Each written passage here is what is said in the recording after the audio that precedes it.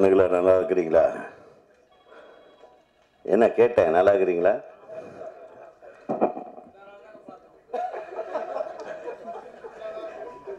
இப்போ இந்த மேடைக்கு வர்றதுக்கு முன்னாடி வரையிலும் ஃபோனில் என்ன தொல்லை பண்ணுறாங்க, என்ன கண்ணு நல்லா இருக்கிறீங்களா அப்படின்னு கேட்குறாங்க. ஸோ இந்த மாதிரி ஏதோ நம்ம டைரக்டராக இருந்த என்னை கொண்டாந்து ஒரு நடிகனாக ஆக்கி விட்டா என் அருமை தம்பி துரை செந்தில்குமார் அவர்களுக்கு தான் என்னுடைய முதல் நன்றி.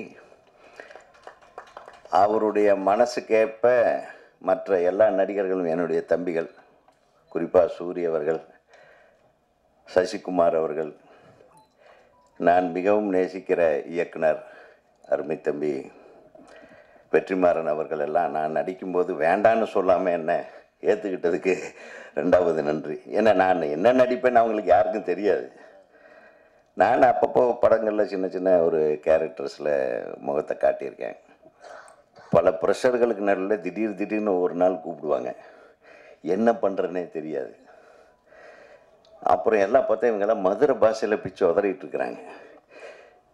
அப்புறம் தம்பி சொன்னார், நம்ம அண்ணே இப்படி பேசலாமான்னு. அண்ணே எனக்கு தெரிஞ்ச பாஷையில் ஒன்று பேசிட்டு போயிடுறேன், கொஞ்சம் அப்படியே விட்ருங்க, நேச்சுரலாக இருக்குது. மந்திரி கேரக்டர் தானே, பெரும்பாலும் கோயம்புத்தூர் மந்திரிங்கன்னா கொஞ்சம் ரீச் ஆகிடுவாங்க அப்படின்னு சொன்னேன். அப்புறம் துரை செந்தில்குமார் முழு நம்பிக்கையோட அவருடைய, நான் இப்படிப்பட்ட ஒரு அழகான ஸ்கிரிப்ட் இருக்குன்னு நான் கடைசியில் டப்பிங்கில் தான் பார்த்தேன்.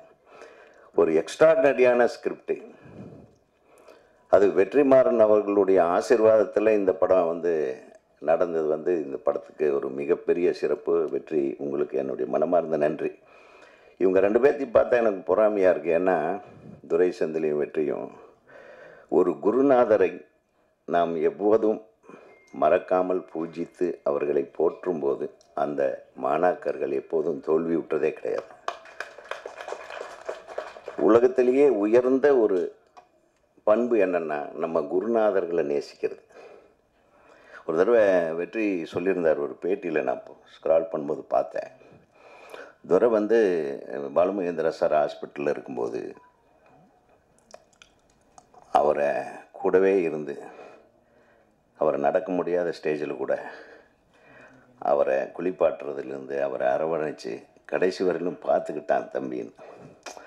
ஸோ அவருடைய ஆசீர்வாதம் தான் இந்த படத்தின் வெற்றிக்கு மிகப்பெரிய காரணம். நம்ம எவ்வளவு நாள் வாழ்ந்தால் எவ்வளவு சக்ஸஸ் பண்ணோன்றது முக்கியமல்ல, நம்ம எத்தனை பேருக்கு உதாரணமாக இருக்கிறோன்றது தான் முக்கியம். அந்த வகையில் சும்மா காமெடியாக அப்படி தெரிஞ்சிட்டு இருந்த ஒரு தம்பியை கூப்பிட்டு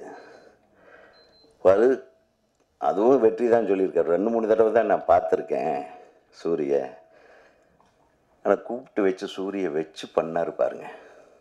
தமிழகமே திரும்பி பார்க்குற மாதிரி, தமிழ் உலகமே திரும்பி பார்க்குற மாதிரி விடுதலை என்ற ஒரு படத்தில் அவரை ஒரு அசத்தலான கதாபாத்திரத்தை கொடுத்து நடிக்க வச்ச, திருப்பியும் அந்த நன்றி வெற்றிமாறனித்தான சேரும். அந்த பயம் நம்ம அண்ணன் பண்ணாரே, அந்த பயத்திலேயே நம்ம கரெக்டாக பண்ணியாகணும் என்ற பயம் ஒவ்வொரு நாளும் செந்தில்கிட்ட இருந்திருக்கும் போல இருக்குது. அதை அற்புதமாக வெற்றிமாறனுடைய படத்தினுடைய பேரை கெடுக்காமல் ஒரு படத்தை நான் எடுத்தால் போதும்னு முயற்சி பண்ணியிருக்கீங்க. அதில் இந்த வெற்றியில் வெற்றிமாறன் அளவுக்கு நீங்களும் ஜெயிச்சிருக்கீங்க. வாழ்த்துக்கள் தம்பி. அது மட்டும் இல்லை, ஒரு நட்புக்குன்னு ஒரு உதாரணம்னு இருக்கும் இல்லையா? எத்தனையோ பேர் நம்ம நண்பர்கள்னு சொல்லிக்கிறோம். சினிமாவில் நிறைய போலி நண்பர்கள் நிறைய பேர் இருப்பாங்க. பிரச்சனை வரும்போது காணாமல் போயிடுவாங்க. நிறைய பேர் வெற்றிக்கு பின்னாடி நம்ம பேண்டை ஏறி சவாரி பண்ணுறதுக்கு நிறைய பேர் வருவாங்க.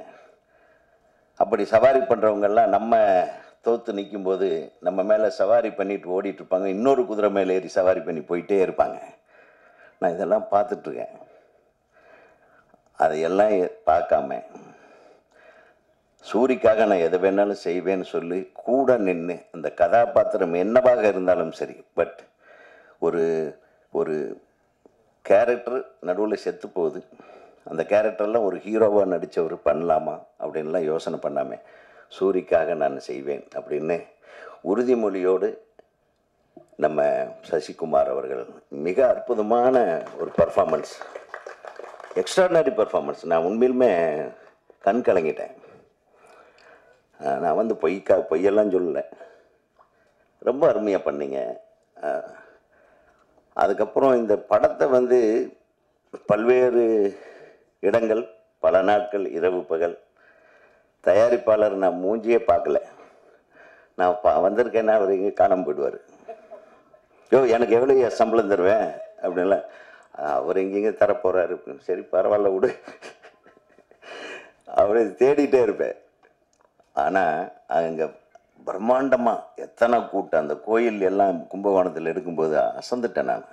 So extraordinary.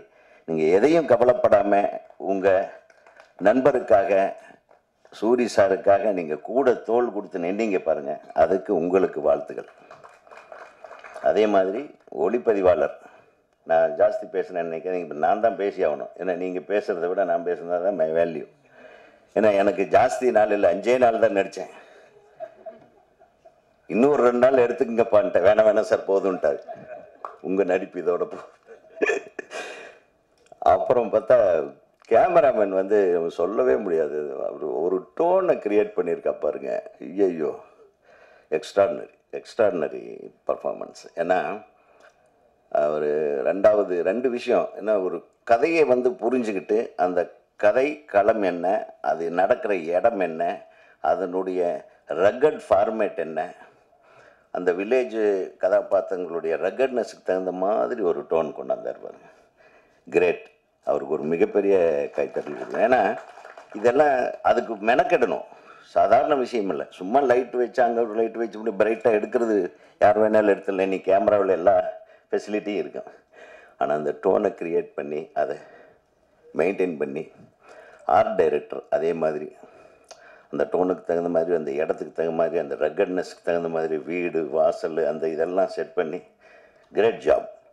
ஸோ ஒரு படத்துக்கு இத்தனையும் தேவைப்படுது. ஒரு நல்ல திரைக்கதை, ஒரு நல்ல கதை அம்சம், அந்த மகாபாரத மேட்டரை உடைக்கிற மாதிரி ஒரு மேட்டர். நான் அது இப்போ தான் சொன்னேன் செந்தில்கிட்ட. ஒரு வித்தியாசமான, அதாவது செஞ்சோற்று கடனா இல்லை நியாயமா தர்மமா அப்படின்னு பார்த்தா, செஞ்சோற்று கடனுக்காக கர்ணன் நின்னான்னா, இது நியாயத்து பக்கம் இந்த கருடன் கதாபாத்திரம் நம்ம சூரி நின்னார் அப்படின்னா அதுக்கு ஒரு காரணம் இருக்குது. அதுதான் இந்த படம். அதை வலுவாக நீங்கள் கொண்டு போய் சேர்த்துட்டீங்க. அடுத்த படம் பண்ணும்போது இதை விட உங்களை நிறைய எதிர்பார்ப்பாங்க. அந்த பயம் உங்களுக்கு இருக்கணும் என்பதை அன்போடு தெரிவித்துக் கொள்கிறேன். எனக்கும் வாய்ப்பளித்து நானும் ஏதோ கொஞ்சம் நடிக்க தெரியும் என்பதை காண்பித்த உங்கள் அனைவருக்கும் எனக்கு மனமார்ந்த நன்றி. அது எல்லாத்துக்கும் முற்றுப்புள்ளி வைக்கிற மாதிரி என் கண்ணுக பத்திரிகை நண்பர்கள் பிரமாதமாக எழுதியிருந்தீங்க. யாரையும் குறை சொல்லாமல், ஒவ்வொரு கதாபாத்திரத்தை பற்றியும் அழகாக விளக்கமாக, ஒரு கதையை அவ்வளவு உள்வாங்கி ஒரு விமர்சனத்தை உள்வாங்கி எழுதின விமர்சனங்களை இந்த படத்தில் தான் ரொம்ப நாளைக்கு பின்னாடி பார்த்தேன். அதில் ஒரு 2 வரி என்னை பற்றியும் எழுதுனதுக்கு மனமார்ந்த நன்றி.